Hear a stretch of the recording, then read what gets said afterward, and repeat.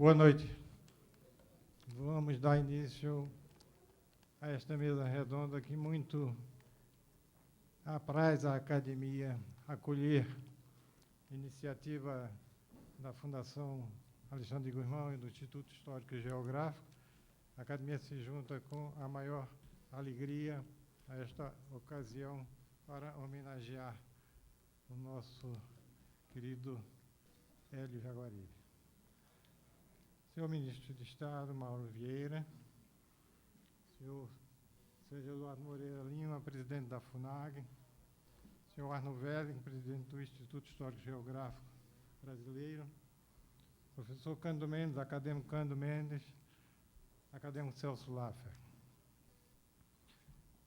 Este encontro é uma homenagem, uma comemoração e também a oportunidade de um reencontro de pessoas que tiveram suas vidas marcadas pelo contato com Hélio Jaguaribe.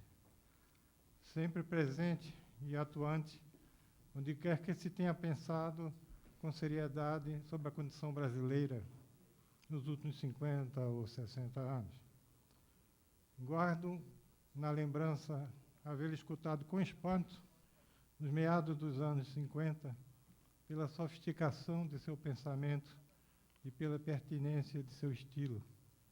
E desde então, nunca me furtei a oportunidade de tê-lo, de lê-lo e, quando possível, de ouvi-lo. Aqui estamos, meu querido Hélio, para ouvirmos falar de você. E será sempre do intelectual, no sentido mais completo e profundo do termo, que lhe irão recordar alguns de seus amigos mais chegados com assento a esta mesa.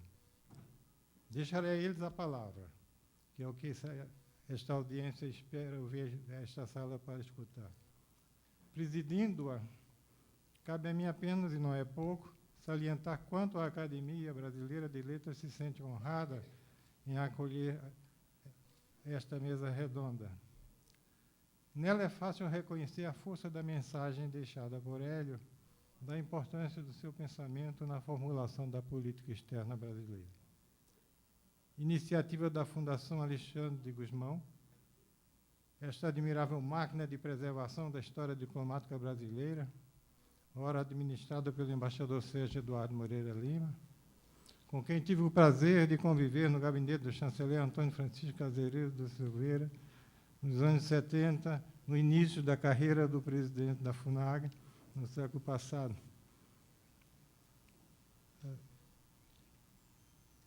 Eu acho que esta mesa redonda precede o lançamento, como sabe, do livro sobre Hélio, onde ressalta o papel relevante do pensamento de Hélio no que diz respeito aos horizontes possíveis ou necessários da política externa brasileira. Aqui temos presente o acadêmico Celso Laffer, 2 vezes chanceler, uma referência na história diplomática do Brasil, nas vascas da restauração democrática do país, e o acadêmico Cândido Mendes, talvez seu mais íntimo amigo e constante admirador, meu caro Hélio, que, se não ostenta o título formal de embaixador do Brasil, é, mais do que isso, talvez, embaixador multilateral, como embaixador da Aliança das Civilizações da ONU desde 2009. São incomparáveis os esforços de sua constante dedicação à causa da aproximação entre os povos e, muito particularmente, a do indeclinável papel do Brasil no cenário internacional. E como prova máxima de que estamos falando de um homem que se interessou incessantemente pela elaboração da política externa que conduzisse o Brasil à posição de grande potência internacional, a honrosa presença do embaixador Mauro Vieira, o chanceler convocado para guiar o nosso país em um dos mais delicados momentos da sua história recente. A Vossa Excelência, ministro Mauro Vieira, o reconhecimento da Academia por sua ilustre presença. Não quero terminar sem falar na presença do professor Arno Velling, que infelizmente não estava aqui na nominata porque estava ocupado presidindo uma mesa de doutorado e chegou ao último momento. Agradecemos muito a presença dele e temos que agradecer também o papel que teve na preparação desta mesa redonda e do livro que, ora, após esta sessão, será distribuído. Ao dar início aos nossos trabalhos, senhora acadêmica, senhores acadêmicos, senhoras e senhores presentes, amigos desta academia, eu convido o embaixador Sérgio Moreira Lima, presidente da Fundação Alexandre de Gusmão, a tomar a palavra. Embaixador Sérgio Eduardo Moreira Lima.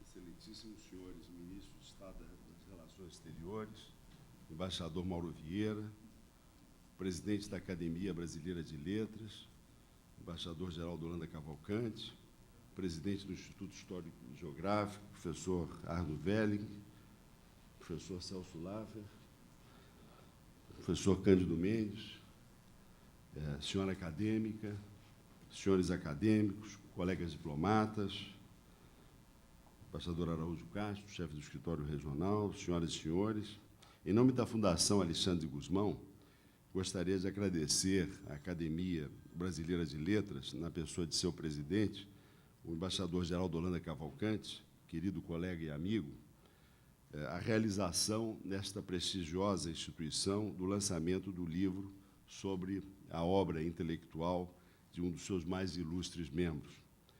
É com grande satisfação que a FUNAG participa desse projeto de promoção da análise, do debate e da divulgação do trabalho de Hélio Jaguaribe. Uma grande alegria e honra, né, estar falando diante da figura de Hélio Jaguaribe, que meu pai tanto admirava e pediu que, nesse momento, transmitisse a ele um grande abraço. Esse projeto contou com a parceria do Instituto Histórico e Geográfico Brasileiro, ao qual saúdo, né, por intermédio de seu presidente, o historiador, professor Arno Welling. Muito agradeço a honrosa presença do ministro das Relações Exteriores, embaixador Mauro Vieira, demais autoridades, acadêmicos, professores, diplomatas, e, em particular, os familiares de Hélio Jaguaribe, né, e a todos que aqui vieram para fazer parte do lançamento deste livro, que encerra uma série de homenagens a esse grande pensador brasileiro. Estou vendo aqui a presença também do meu ex-chefe, embaixador Alberto Vasconcelos da Costa Silva, que eu não poderia deixar também de distinguir. Como testemunho, os preciosos ensaios de autoria de Celso Laffer, Cândido Mendes, Aldo Ferrer e Samuel Pinheiro Guimarães, coligidos nesta publicação, que a FUNAG tem a honra de editar, Jaguaribe lega fecunda contribuição ao conhecimento do nosso tempo a partir da perspectiva do Brasil. Permitam-me aproveitar a oportunidade para recordar que a FUNAG, braço acadêmico do Itamaraty, possui uma biblioteca digital com mais de 600 títulos sobre relações internacionais e disciplinas correlatas. Entre eles constam as versões em inglês e português de O Brasil, Mundo e Homem, na atualidade, e a reedição de outros 3 livros de Hélio Jaguaribe: Introdução ao Desenvolvimento Social, O Nacionalismo na Atualidade Brasileira e Estudos Filosóficos e Políticos. A biblioteca digital representa um dos maiores acervos bibliográficos online disponíveis gratuitamente sobre o tema das relações internacionais do Brasil. Convido todos os presentes a visitá-la. Ela é uma grande plataforma da lusofonia e é uma grande plataforma também da diplomacia. Ela tem ajudado a promover a democratização do acesso ao conhecimento das relações internacionais e a divulgação do pensamento diplomático em mercados editoriais formadores de opinião, em todo o mundo. Em 2014, pela primeira vez, o número de livros baixados do exterior superou o do Brasil na proporção de 63% contra 37%. Os países com maior número de acessos foram os Estados Unidos, a China e a Alemanha. Naquele ano, alcançou-se a marca de 1.300.000 downloads de livros publicados pela FUNAG. Essa evolução auspiciosa aumenta o alcance das atividades dos livros editados pela Fundação. A obra de Jaguaribe é parte desse processo de difusão do pensamento nacional e terá o alcance que é sugerido nesse parágrafo. Tornou-se instrumento necessário não apenas a compreensão da realidade do Brasil, mas também a criação de condições para transformá-la, superando mazelas sociais que ainda condicionam o desenvolvimento do país e fragilizam a legitimidade de suas instituições. Preservar e recuperar a obra de Hélio Jaguaribe é um dever para com as futuras gerações de brasileiros. É natural, assim, a homenagem que a FUNAG presta a esse grande pensador brasileiro, que, a exemplo de Alexandre de Gusmão, transcendeu, com sua visão de mundo, as fronteiras nacionais. Não poderia deixar de agradecer, por fim, a Celso Laffer o apoio e a contribuição ao êxito desse projeto. Estendo essa saudação ao professor Cândido Mendes, a Aldo Ferrer e ao embaixador Samuel Pinheiro Guimarães, cujas palestras e ensaios constituem a essência do livro que temos a satisfação de lançar. Cada um examinou o conjunto da obra de Jaguaribe de uma perspectiva distinta, que enriquece sua compreensão, seja do ponto de vista do pesquisador de relações internacionais, do cientista social, seja do filósofo e do humanista. Muito obrigado.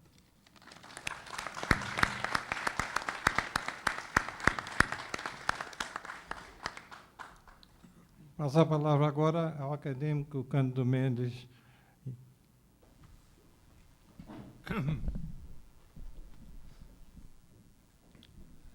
Que título de saída nós poderíamos dar ao Hélio? E eu acho que esse título o Hélio é realmente o pedagogo da nossa modernidade. Falo em função de um companheirismo de geração, falo em função de uma longa caminhada, onde, saídos da Universidade Católica, Hélio ali já se revoltava muito bem contra o dogmatismo do padre Lar e de outros, para enfrentar o que teria que ser a visão crítica da nossa realidade. E aí tínhamos um mote fundamental, que vem de Henri Michaud: les pays coloniaux, toujours en reflet, jamais en réflexion. Este era o problema que nós tínhamos diante de nós.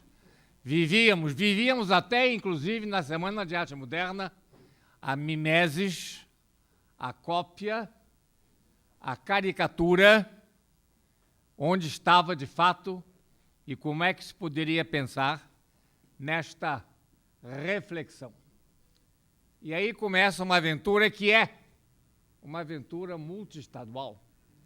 É uma aventura que vai a São Paulo. Quem vai esquecer Roland Corbusier?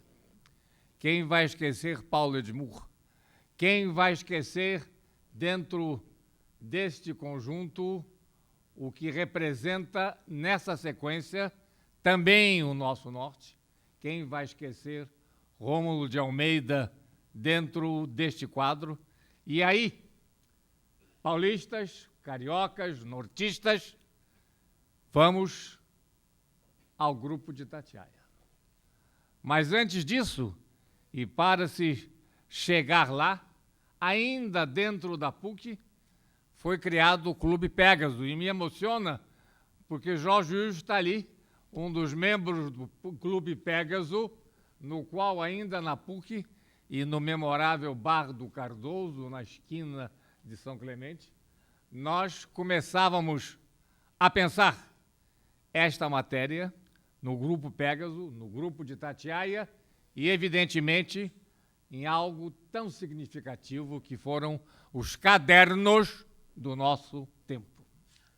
Esses cadernos realmente seminais já anunciavam a fecundidade do pensamento do Hélio. E eu vou falar de dois textos únicos. Tenho que usar um ou dois anglicismos, presidente, me perdoe, mas onde se pode entender. Como é que eu vou traduzir insight? Não tem jeito, não é? Quer dizer, o que eu queria só dizer é que esses dois artigos são consciência, que são moralismo e alienação das classes médias. Quando nós vemos até a crise de hoje do nosso processo político, nós estamos entendendo o quase profetismo em que o Hélio, nesse artigo, abria esse horizonte, acompanhado por outro, que é o memorável, multitraduzido artigo Política de Clientela, Política de Ideologia. Daí, e em conjunto com, e é preciso que nunca se esqueça, eu acho que Santiago Dantas está relativamente esquecido no Brasil de hoje, mas Hélio e todo o seu grupo, através do memorável Jornal do Comércio daquela época, foram, com a sua página fundamental, realizar essa tarefa de reflexão que, a partir desse primeiro momento, chegou ao ISEB, o Instituto Superior de Estudos Brasileiros. Falar em seminalidade é, ao lado do livro, o primeiro livro marco, o primeiro livro canônico de Hélio, que é O Nacionalismo na Atualidade Brasileira, para se entender como este grupo ia, senhor presidente, a mudança epistemológica. Era a primeira vez que o problema do conhecer, dentro da sua epistemologia, vinha a esta realidade, e dentro dela com 2 livros realmente extraordinários. O livro de Álvaro Vieira Pinto, Consciência e Realidade Nacional. E o outro, o livro de outro também grande nome que temos que recuperar, Guerreiro Ramos, ao nos dar a redução sociológica. Esta trindade, tendo como livro matriz o de Hélio, leva a uma exponencial que, evidentemente, faria do nosso ISEB, a proporção que nos aproximávamos do governo militar, um instituto suspeito. É a fase do exílio de Hélio, e é preciso aqui que se diga que isso nós devemos ao embaixador Lincoln Gordon, Hélio em Harvard. Hélio em Harvard, conhecendo Samuel Huntington. Hélio em Harvard, desenvolvendo todo este conhecimento naquele momento sobre o que viria a ser a noção, outra vez falam insight, do que seria realmente o conflito das culturas e das civilizações. Este Hélio, ao mesmo tempo que vai a Harvard, é o primeiro grande, digamos assim, cultor de uma relação extremamente complicada, que é a relação Brasil-Argentina. Hélio ali, com Torquato de Tella, Hélio ali com Aldo Ferrer. Nós nos esquecemos que hoje há um Instituto Hélio Jaguaribe em Buenos Aires, exatamente a marcar esta integração e a entender o que poderia ser e o que representava, nesta volta harvardiana de Hélio, essa busca depois do grupo de Itatiaia, digamos assim, do que fosse a Aliança do Prata, essa que ele nos deu de uma maneira realmente marcante naquele período. E aí, depois do ISEB, o Hélio do IEPS, onde já fora de qualquer iniciativa governamental, Hélio defendia, dentro dessa noção de que havia uma geração crítica, havia a defesa, em primeiro lugar, do nacionalismo. Não se entendia até aquele momento que o nacionalismo era a defesa do país para si. Frase-chave de Hélio. Não mais o país para outrem, que marcava a velha relação colonialista, exportadora das matérias-primas, que caracterizava a nossa dependência. Saliento este fenômeno, porque Hélio soube defender esta noção de que, em primeiro lugar, era possível retomar a iniciativa do querer político a partir do nacionalismo, vivido naquele momento numa condição quase que de extrema angústia coletiva, mas sustentado, e é outra grande frase de Hélio, pela noção do desenvolvimento que não tem nada a ver com o progressismo. O progressismo diz respeito à dinâmica social presa à sua inércia. O desenvolvimento vai para a noção da sustentabilidade. As nações que procuram as relações mínimas entre o aparelho de produção, os seus termos de troca, as suas poupanças, a sua produtividade e a contrapartida política e cultural, têm um momento agônico de concentração e convergência. Senão, realmente, esta noção se perde. E basta ver hoje países nossos lindeiros que perderam a sustentabilidade. Vejam a tristeza da Argentina contemporânea para se compreender de que forma esta sustentação devia e se marcava dentro do que realmente pudesse ser esta visão dessa realidade. Mas, ao mesmo tempo, Hélio, no seu IEPS, quer manter alguma coisa que começava a surgir como maturação da nossa consciência, chegando ao diálogo, inclusive extremo. O diálogo que o IEPS conseguiu manter de grandes conversações. A conversação de Santiago Dantas, a conversação de Rômulo de Almeida e, sobretudo, de outro grande esquecido, e aí, vivendo o contraponto do ponto de vista, inclusive, da dependência, mas não é possível esquecer Roberto Campos, dentro do que foi, naquele momento, esta possível convergência e integração. Nela toda surge realmente o Hélio, já dentro daquilo, não nos esqueçamos, vamos daqui a pouco voltar a isso, quem é o filósofo preferido de Hélio? Quem é? O preferido filósofo de Hélio chama-se Dom José de Ortega y Gasset. Eu saliento, sobretudo, porque foi o Hélio que nos ensinou, a toda a nossa geração, presidente, bendita Revolução Espanhola, que permitiu que todos os intelectuais do país fossem obrigados a emigrar para o México, e ali começaram a traduzir, de fato, as grandes obras internacionais, permitindo que, naquele momento, foram os verdadeiros ganhadores históricos, digamos assim, da crise espanhola, a possibilidade de nós os conhecermos e trabalhá-los.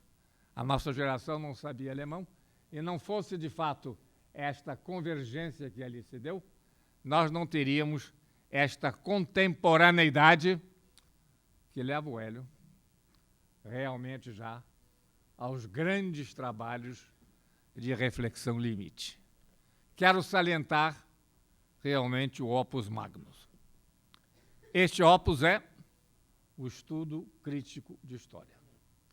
Aí já é o Hélio associado ao maior visão do seu tempo, o Hélio que naquele momento já, inclusive em face da história, já passava por toda uma visão crítica, onde o outro grande pensador que o informa, ou seja, Max Weber e Alfred Weber, nos dois, nós temos no trabalho dialético de Hélio a organização, o contraponto entre o processo de civilização e o processo de cultura.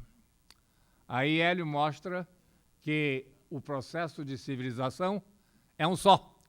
Ele se associou ao Ocidente. E ao Hélio devemos, nesse seu estudo crítico de história, essa marca fundamental do, vou usar uma expressão de outro filósofo, de que Hélio se aproxima muito.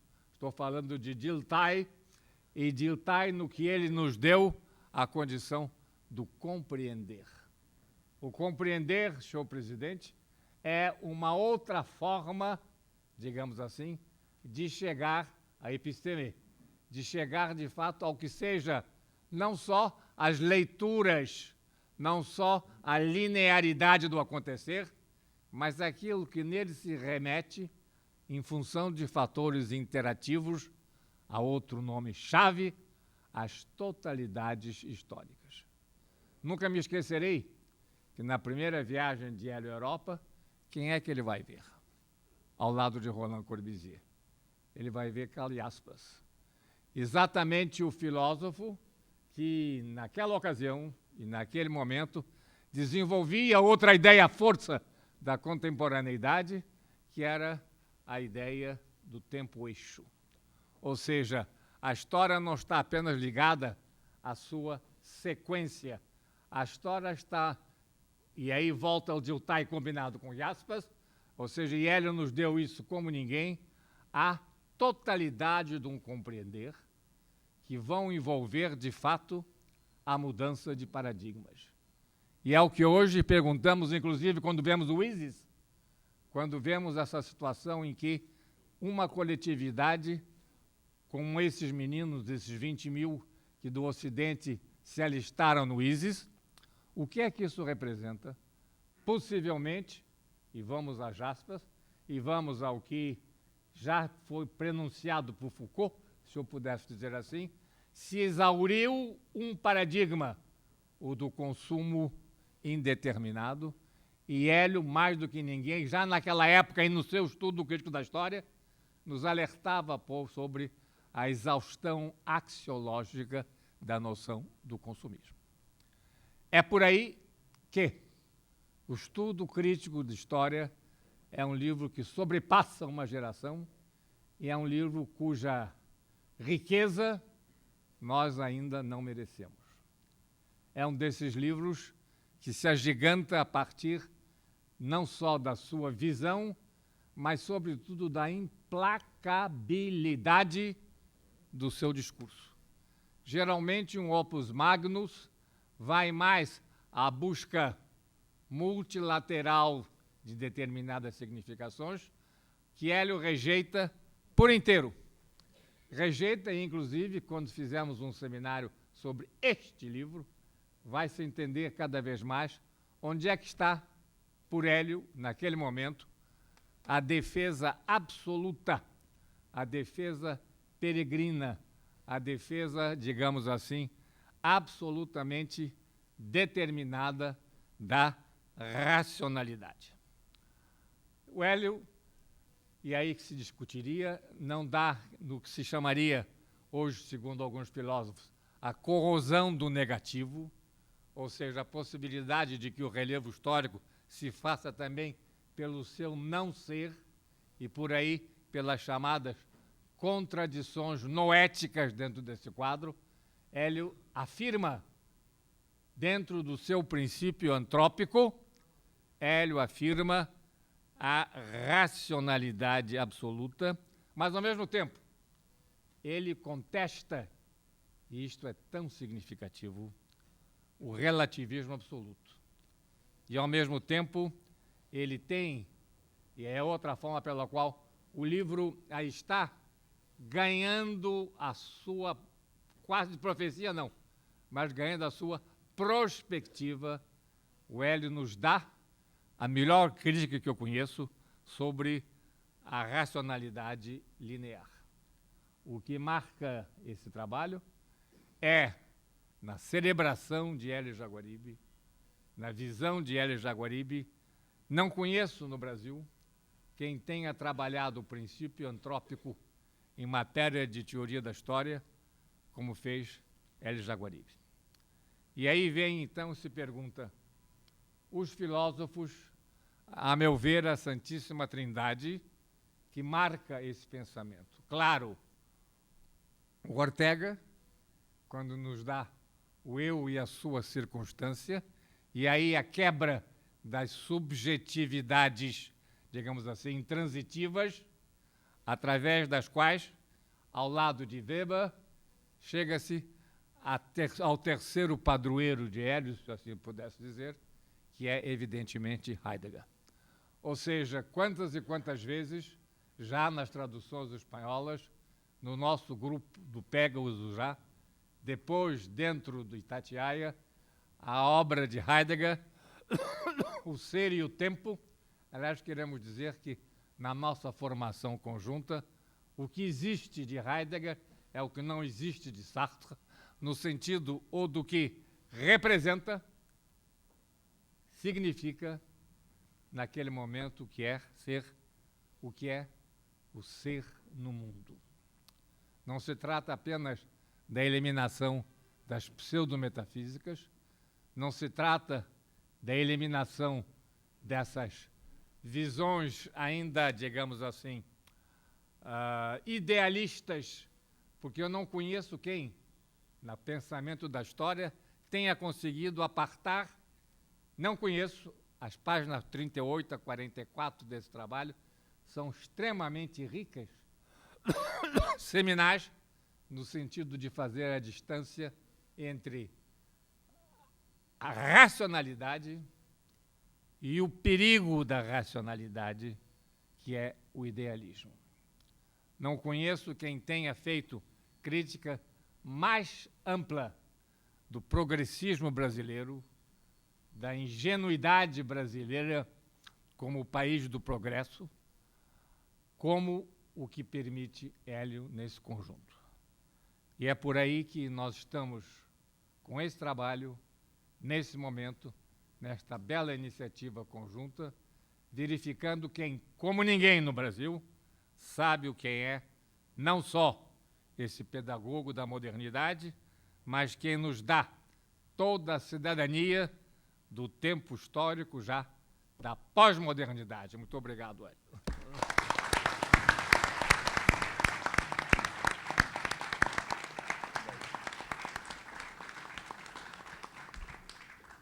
Convido a tomar a palavra agora o acadêmico Celso Laffer.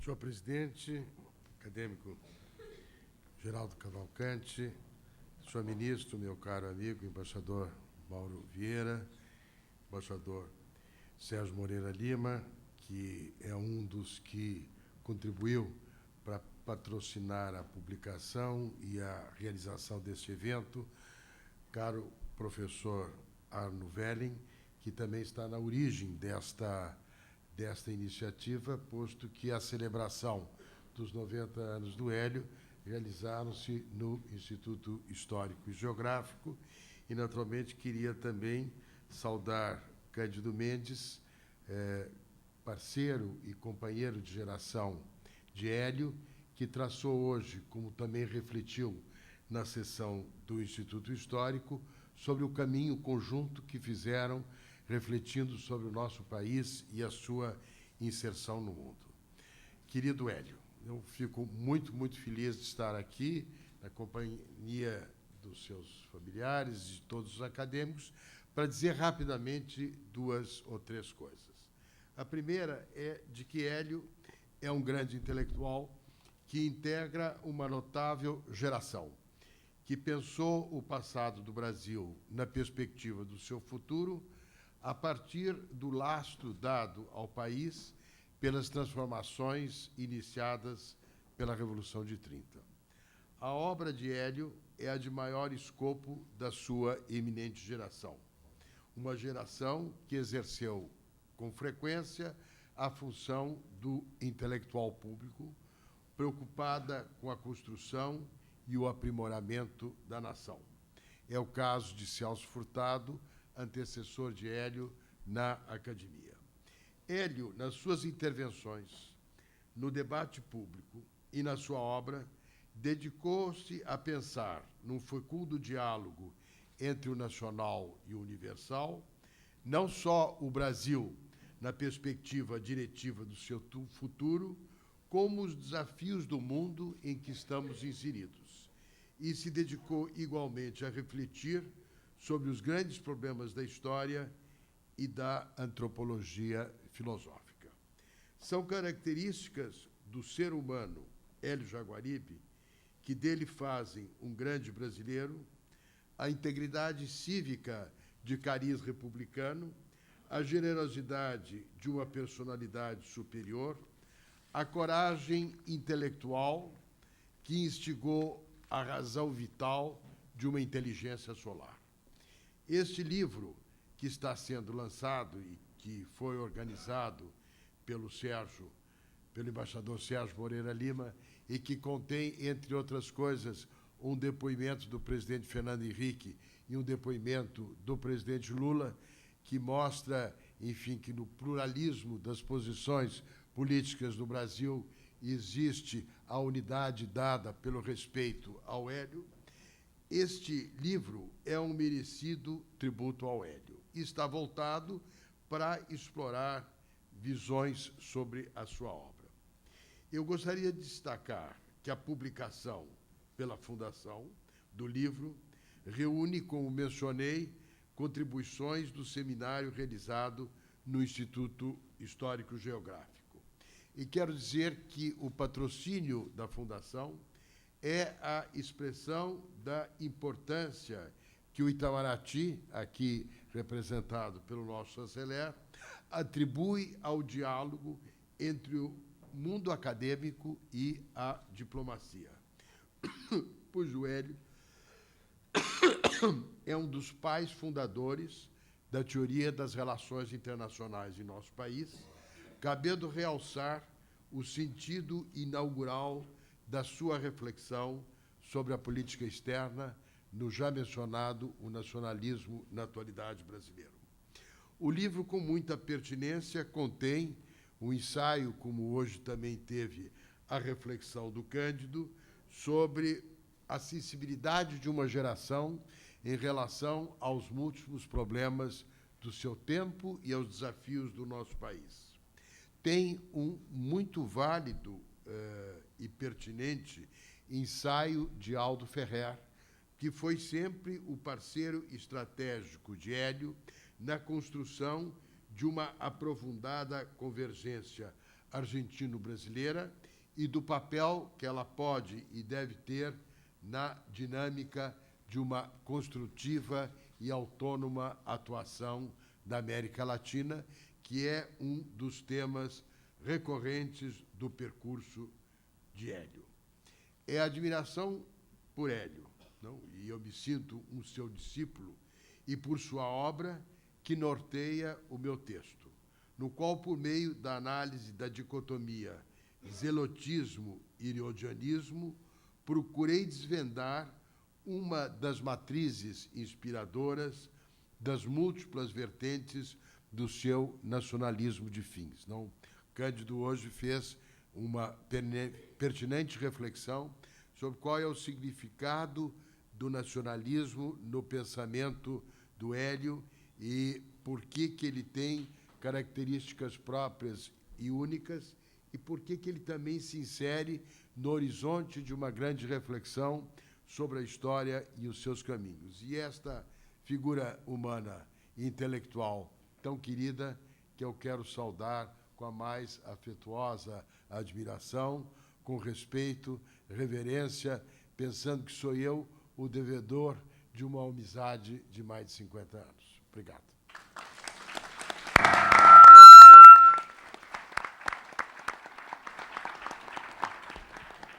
Muito obrigado. Chegamos assim ao fim desses depoimentos dessa mesa redonda, mas para terminá-la, encerrá-la, eu convido o embaixador chanceler Mauro Vieira para que encerre com as suas palavras, com a experiência que tem sobre os assuntos que aqui tratamos no que diz respeito às relações diplomáticas tão bem representadas nesta mesa e em vários embaixadores na assistência, que com suas palavras encerre, então, esta sessão. Excelentíssimo senhor presidente da Academia Brasileira de Letras, embaixador Geraldo Holanda Cavalcante, excelentíssimo acadêmico e professor Hélio Jaguaribe, professor Arno Velling, acadêmico e professor Cândido Mendes, acadêmico, amigo e professor Celso Laffer, embaixador Sérgio Moreira Lima, presidente da FUNAG, senhores acadêmicos, senhores embaixadores e colegas, senhoras e senhores. Agradeço, antes de tudo, à Academia Brasileira de Letras pela realização do lançamento do livro Visões da obra de Hélio Jaguaribe. Em boa hora, a Academia Brasileira de Letras, o Instituto Histórico e Geográfico Brasileiro e a Fundação Alexandre de Gusmão uniram esforços para homenagear um dos maiores intelectuais do nosso país. Hélio Jaguaribe dispensa apresentações. Como afirmei no texto de apresentação do livro que hoje lançamos, Hélio Jaguaribe tem a extraordinária capacidade de transitar por múltiplos universos do saber, sempre em busca da compreensão e da transformação do Brasil. Como estamos em um ambiente acadêmico, quero destacar a coragem intelectual do nosso homenageado. Antes mesmo de Afonso Arinos e Santiago Dantas darem vida à política externa independente, Hélio Jaguaribe já combatia o dogmatismo e traçava, em O Nacionalismo na Atualidade Brasileira, de 1958, as linhas mestras da moderna inserção internacional do Brasil. Sua defesa clarividente e pioneira da integração sul-americana e do universalismo de nossas relações exteriores é conhecida de todos. Muitos dos preceitos por ele defendidos há mais de meio século tornaram-se diretrizes inabaláveis da política externa brasileira. Sua contribuição se espraia por muitas outras áreas sobre as quais outros palestrantes falaram e falarão com mais propriedade do que eu. Desejaria apenas sublinhar seu compromisso com um pensamento livre, livre de premissas estranhas à nossa realidade e livre de preconceitos incompatíveis com a complexidade do nosso país. Ao homenagearmos Hélio Jaguaribe, celebramos o pensamento original tanto quanto a vida exemplar.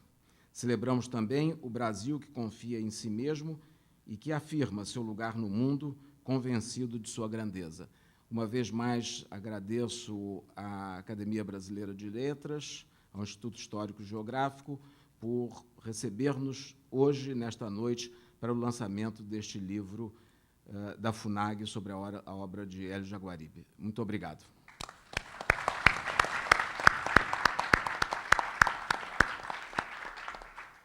Muito obrigado, membros da mesa, a senhora acadêmica, os senhores acadêmicos, familiares de Hélio. Muito obrigado, Hélio, por sua presença. Muito obrigado a todos que aqui compareceram e convido a todos para, na sala ao lado, irem participar do lançamento do livro Visões da obra de Hélio Jaguaribe, que foi objeto desta mesa redonda. Está encerrada esta sessão.